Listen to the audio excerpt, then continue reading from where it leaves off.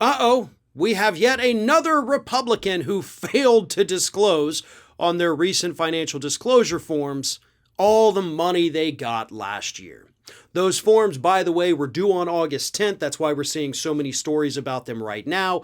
People are finally starting to comb through them. And shortly after Matt Gaetz filed his, there were some inquiries that asked, well, wait a minute, you wrote a book last year called Firebrand, same name as your podcast.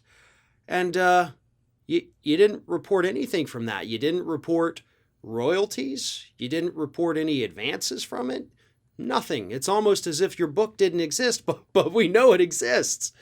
So where's the money, Matt? People wanted to know. So Matt Gaetz had to go back about a week later and file an amended report where he revealed, oh, and by the way, I made $25,000 in royalties from this. It still seems to be missing some information because it's very, very likely you got an advance on that. And as far as I've been able to tell from the press on this, you didn't report that either. So, that is a clear violation of congressional rules. But don't worry, folks. As per usual, nothing happens. Just ask Lauren Boebert, who also got in trouble this week because, oops, forgot to mention all the money her husband made from the energy sector.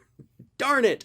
And then, of course, as news broke last week, you had Rand Paul, who, oops, totally forgot to mention my wife was doing some stock trades that, basically investing in companies that were going to benefit from the pandemic. So, whoopsie, we're all a bunch of idiots who totally forgot all this money we pulled in.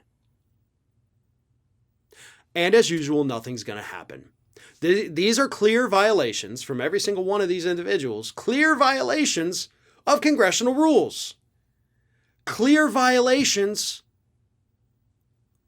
of the standards put in place, the laws, all of this. And they just, oops, silly me, let me file an amended report because I got caught.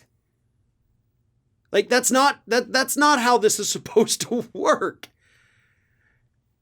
And as long as we keep not enforcing these rules, as long as we keep these individuals, getting away with it, they're going to continue to do it. And if they get caught, they'll just file an amended disclosure form saying, oops, my bad. And if they don't get caught, they'll never report it.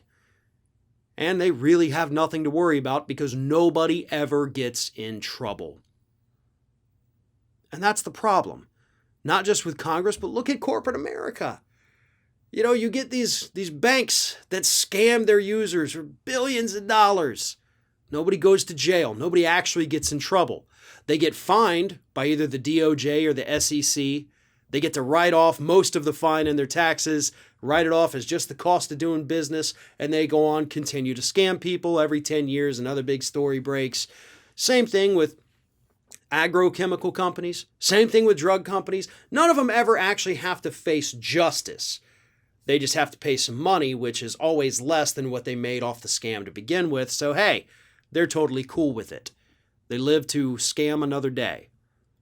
And really, that's what we're seeing with members of Congress, too. If you're not even going to enforce these rules, what's the point of even having them? Just so you can say, oh, you better file that amended return, Matt Gaetz, so we know all the money you're hiding from us. He doesn't care. You're not going to do anything. Same thing with Boebert. Same thing with Rand Paul. Same thing with anybody else, regardless of party, who continues to break these rules. We should demand better from our elected officials, folks. That's the point of this. I don't care if they're on the left or the right. You got to demand better. And you have to demand the other members start doing their job and enforcing these rules.